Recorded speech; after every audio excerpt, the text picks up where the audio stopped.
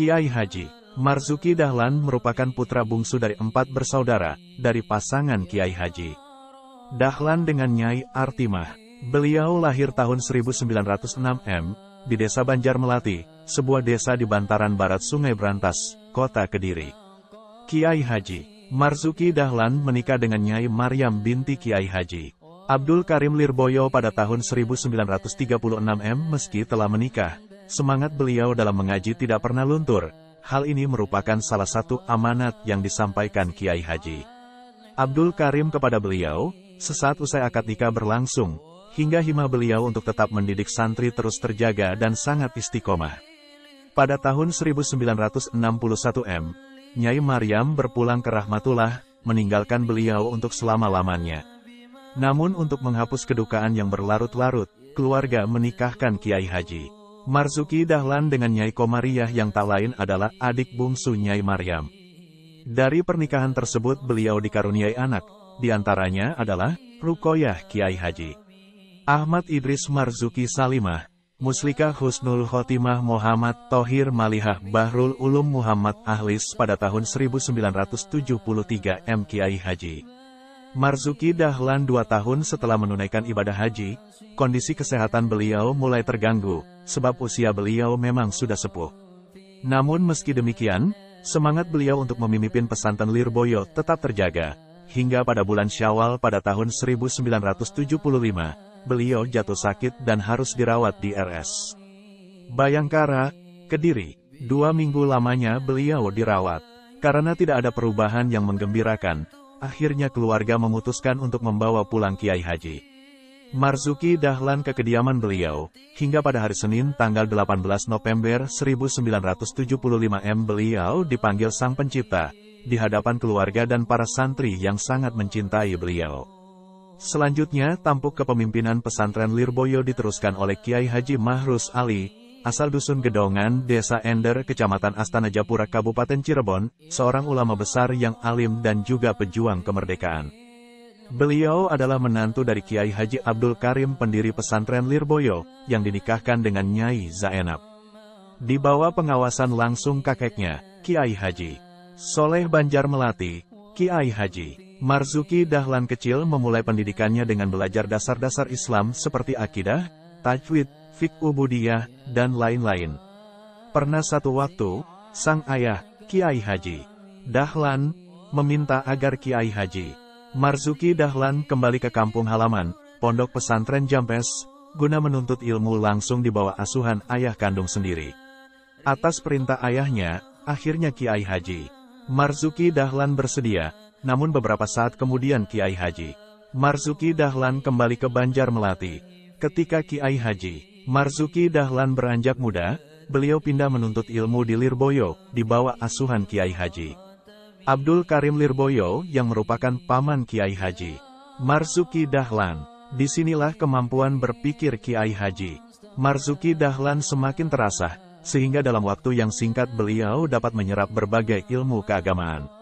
Usai dari di Lirboyo, Kiai Haji Marzuki Dahlan meneruskan pengembaraan di berbagai pondok pesantren, diantaranya Pondok Pesantren Tebuireng asuhan Hadel Ratus Syaikh Kiai Haji Hashim Asyari, Pondok Pesantren Mojosari Nganjuk, asuhan Kiai Haji Zainuddin, Pondok Pesantren Bendo Pare asuhan Kiai Haji Khozin.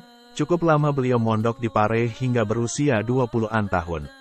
Selanjutnya beliau kembali ke kampung halaman untuk belajar langsung ke Kiai Haji Ihsan Jampes, sang kakak yang juga pengarang kitab Sirojut Tolibin, sebuah kitab monumental dalam bidang tasawuf. Guru-guru Kiai Haji Marzuki Dahlan Kiai Haji Soleh Banjar Melati, kakek beliau, Kiai Haji Dahlan, ayah dan pengasuh pesantren Jampes Kediri, Kiai Haji Abdul Karim Lirboyo, pengasuh pesantren Lirboyo Kediri, Kiai Haji Hashim Asyari, pengasuh pesantren Tebuireng Jombang, Kiai Haji Khozin Bendo, pengasuh pesantren Bendo Kediri, Kiai Haji Zainuddin, pengasuh pesantren Mojosari Nganjuk, Kiai Haji Ihsan Jampes, kakak Kiai Haji Marzuki Dahlan. Anak-anak Kiai Haji Marzuki Dahlan Rukoyah Kiai Haji Ahmad Idris Marzuki Salimah, Muslikah Husnul Khotimah Muhammad Thohir Malihah Bahrul Ulum Muhammad Ahlis murid-murid Kiai Haji Marzuki Dahlan Kiai Haji Mustafa Bisri, Gusmus, Kiai Haji Kolil Bisri, Gus Kolil, Kiai Haji Hamim Tohari Jazuli, Gusmik, Kiai Haji Yasin Ashimuni Dr. Kiai Haji Nur Muhammad Iskandar SK Kiai Haji Muhammad Isyomuddin Hazik, Gus Ishom, Kiai Haji M. Badrudin Anwar Kiai Haji M. Abdul Aziz Mansur Kiai Haji Afandi, Ba Kiai Haji Husein Muhammad Kiai Haji Abdullah Ubab MZ Kiai Haji Hasan Tuba Muhammad Kiai Haji Dr. Asin Sakho Muhammad Kiai Haji Maimoen Zubair Kiai Haji Muhammad Anwar Iskandar Prof. Dr. Kiai Haji Said Akil Siraj Kiai Haji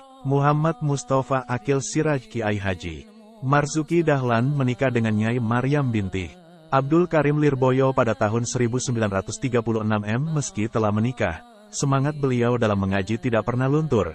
Hal ini merupakan salah satu amanat yang disampaikan Kiai Haji Abdul Karim kepada beliau, sesaat usai akad nikah berlangsung, hingga himah beliau untuk tetap mendidik santri terus terjaga dan sangat istiqomah.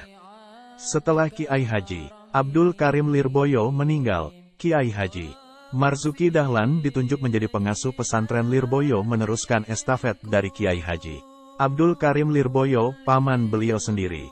Ada satu pengalaman menakjubkan saat Kiai Haji Mustafa Bisri, Gusmus, masih nyantri di pondok pesantren Lirboyo. Pada saat itu pengasuhnya adalah Kiai Haji Marzuki Dahlan. Inilah penuturan beliau, waktu itu saya dan kawan-kawan sedang berkumpul merencanakan akan ngambil tebu. Sebab saya dengar sebentar lagi tebu akan ditebang. Untuk itu bersama kawan-kawan, saya berencana mencuri beberapa lonjor tebu. Kami waktu itu telah bersiap-siap untuk menjalankan aksi. Kebetulan, lokasi kamar Mars yang saya tempati itu dekat dengan dalamnya, kediaman Kiai Haji Marzuki Dahlan. Saya berjalan paling depan, dan ketika saya lewat depan dalam, tiba-tiba saya dipanggil oleh Kiai Haji Marzuki Dahlan. Gus, Meriki, kata beliau yang dengan siapa saja selalu memakai bahasa Jawa kromo, meskipun kepada santrinya yang masih anak kecil. Saya pada waktu itu baru saja masih lulus SR, Sekolah Rakyat, Setara SD. Ternyata beliau benar-benar memanggil saya, Meriki, Gus. Kesini Gus. Panggilan beliau tentu membuat saya kaget, sebab bebarengan sekali dengan kegiatan saya yang akan nyolong tebu bersama kawan-kawan. Saya lantas mendekat, lalu ditanya begini, Gus, sampean doyan tebu? Kontan saja saya kaget bukan main. Saya keringetan pada waktu itu. Pertanyaan ini membuat saya terdiam dan takut. Saking takutnya, saya tidak bisa bergerak sama sekali. Sebab, sebelumnya saya tidak menyangka tiba-tiba beliau kok bertanya seperti itu. Nanyanya kok pas sekali, gumam saya dalam hati. Beliau lalu menyuruh saya menunggu. Sebentar kemudian beliau keluar dari dalamnya dengan memanggul seonggok lonjor tebu. Beliau bilang, niki sampean kula pilihaken sing apik-apik Gus. Ini untuk Anda saya pilihkan yang bagus-bagus Gus. Setelah tebu itu diberikan kepada saya, beliau berkata, niki dipun bagi kali rencang-rencang lintun enggeh. Ini dibagi pada teman-teman yang lain ya. Setelah menyaksikan peristiwa itu, akhirnya saya dan kawan-kawan tidak jadi mencuri tebu. Saya jadi bertanya-tanya, kira-kira siapa ya orang yang telah membocorkan rencana itu? Padahal saat itu beliau kan tidak tahu rencana saya dan kawan-kawan. Sebelum wafat, Kiai Haji Marzuki Dahlan menyampaikan 3 nasihat dan beliau wasiatkan kepada keluarga, pengurus, dewan guru, dan seluruh santri untuk tetap dijunjung tinggi dan diugemi. 3 wasiat beliau ialah, semua tata tertib dan peraturan pondok pesantren hendaknya ditegakkan dan dipatuhi dan jangan sekali-kali diubah. Semua santri harus tetap tekun belajar dan mempertinggi himah, karena demikian itu berarti sadar dan mau menghidupkan budaya belajar ala pondok pesantren. Beliau amat keberatan jika ada santri yang mengalami musibah atau cobaan hidup lantas mengubah keikhlasan niat menuntut ilmu, bimbang atau bahkan berbelok menjadi keduniawian. Sosok Kiai Haji Marzuki Dahlan adalah sosok sederhana dan sangat bersahaja. Hal ini terbukti dari penampilan beliau sehari-hari yang jauh dari kesan mewah dan perlente. Padahal saat itu beliau sudah menjadi pengasuh PP Lirboyo. Ketika bepergian dan atau berziarah ke makam-makam awilah di sekitar Kediri, Kiai Haji Marzuki Dahlan lebih sering bersepeda. Bukan hanya kendaraan, kediaman beliau pun terbilang sangat sederhana, yakni berdindingkan anyaman bambu. Hingga pada tahun 1942 barulah kediaman beliau berganti dengan tembok.